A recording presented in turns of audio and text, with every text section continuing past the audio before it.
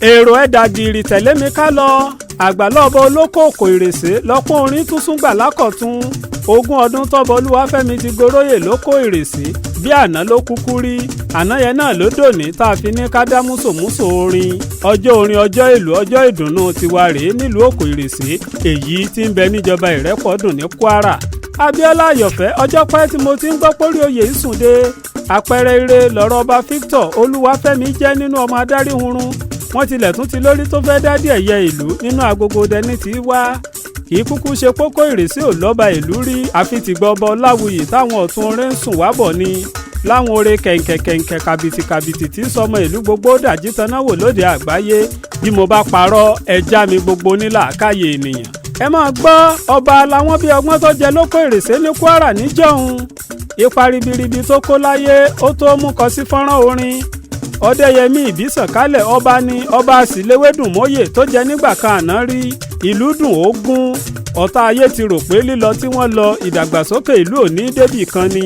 àfìgbà tí wọ́n kéde ọba Victor Ìlúfẹ́mi lóyè yìí ìlọ́po èrè jẹ lọ́mọ òkò ìrèsé fi ń mú bọ̀ lájò wọ́n bí ọba wa bí wọ́n ti bí gbogbo ọmọ ni ẹ̀dá kan mọ̀ pé yóò tilẹ̀ wá dádì ẹ̀yẹ ẹ̀kọ́ alákọ̀ọ́bẹ̀rẹ̀ St Michael ń ló kọ́kọ́ lọ lóde Ìlọrin ẹ̀yìn ìgbà ń lóore commercial college tí ń bẹ lóró àgọ́ ìyẹn fẹ́kọ̀ọ́ girama àfi bí ipò ti mọ̀ wípé ìtẹ̀síwájú lọ̀pá ìṣẹ́gun kó tó wá rí fáfitì UNAD tí ń bẹ ládó Èkìtì ńlẹ̀ ọmọ ọwọ́ ọmọ ẹkùn òye ọ̀mọ̀wé tó mọ bá a ti ń náwó tó mọ ti fún tẹ̀dọ̀ ìṣọ́wó náà lọ́ba wa Victor ó jàre ẹni tó bá fẹ́ rú lójú ìwọ kan ṣèrìn àjò rògbò ìrèsé Kwara kó ṣẹ̀rí sọ̀rọ̀ tèmi là ń wí ọba tó jáfáfá ni bàbá wa tí kì í fọ̀rọ̀ ọmọ ìlú pa mìíndìn nígbà kan ṣé síwájú kó tó dádì ẹ̀yẹ ìlú ló ti fìgbà kan rí ṣàkọ̀wé ẹgbẹ́ ọ̀dọ́ ìlú èyí tó fi ń fọn rere ìtẹ̀síwájú ìlú ẹ̀ ńbógun ọdún sẹ́yìn náà rèé ẹ wo bí gbogbo ìlú ti ń dùn sí obìnrin ilé gbogbo wọn ń bí wẹ́rẹ́ baálé ilé ń tó baálé ṣe ọmọ ògbóná bẹ́ẹ̀ ní dàmúdàbò òfìgbà kankan wọnú ìlú wá gbogbo ọmọ ìlú tí ń bẹ lájò ìdùnnú ni wọ́n fi ń ṣàbẹ̀wò sórí ìrun wọn orí ọba Olúwafẹ́mi ló sunwọ̀n tó sì ran gbogbo ìlú ìṣẹ̀dá ire tọ́ba wa mú wáyé ló jẹ́ kí n gbàpọ̀ bá mi Èdùmàrè ń dára bẹ́ẹ̀ ni ẹ̀yin ẹ̀wọ̀ àwọn ìtẹ̀síwájú ọlọ́kan òjọ̀kan tó ti wọ̀lú wá ìjọ lójú ni wọ́n jẹ́ ará mi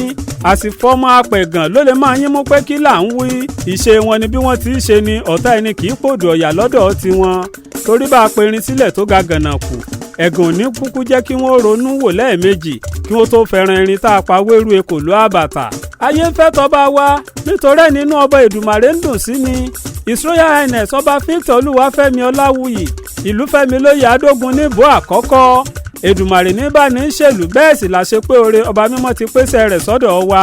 àtìlẹ́yìn àwọn alálẹ̀ ìlú ipa ribiribi tó kó láyé tilé tó kọ ọmọ òkò ìrèsé kò níwọ̀n ọba Olúwafẹ́mi ẹjẹ́ kì í bí wọ́n ti kìran bàbá yín tẹ́ ẹ fi doníre gbogbo ọmọ níye pé ẹnu tí mo mú pàlà bí ọkọ olórí Abọ́sẹ̀dé ni mo mú jobì tí mo mú jorógbó ẹnu yìí kan náà ni mo tún mú jẹran àkúnbẹ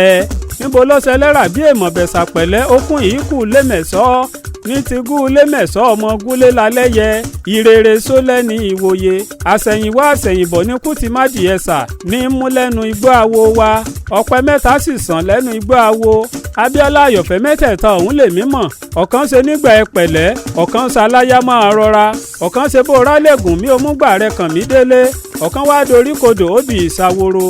Adógun níbò ọmọ oníye pé mo fẹ́ àrán nílé bàbá ẹ̀yìn mo rẹ́ láwẹ́wẹ́ mo mú joyin ẹja àtòrí ọpẹ́ fọn ní ìsàn ọmọ àtòríwọ́wọ̀wọ́ tó parí pọ̀ níṣẹ̀dó igbá awo wa níjọ́ ń lọ èyí yọ̀ kí yún gbá awo baálé àṣeyọnu àgbààgbà ibẹ̀ wọn àṣà ìsun ọmọdé òkè sànmọ́rí wọn àsìngbò àsìmọ́jú ìyá ló ní ìbù ìhá ló lé eégún ìyá ló lòrìṣà sékété ìwúre àgán èèkàn mo dọ́sìn mo bọ̀ sí mu èèkàn mo dágbò mo bàgbò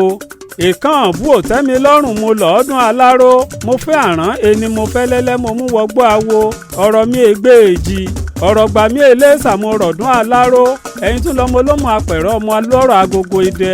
ọmọ arómirẹ́ ni bàbá ẹ̀yin mo fẹ́ ràrán ọmọ ọjà awù ẹ jẹ́ ń kí yín wò Òkò Ìrèsé lọ kó parapọ̀ kódọ̀ kan Òkò Ìrèsé ọmọ wòyíra kó má bàa rẹ ẹrúkẹ́rú abilala lẹ́nu wòyíra kó má bàa ra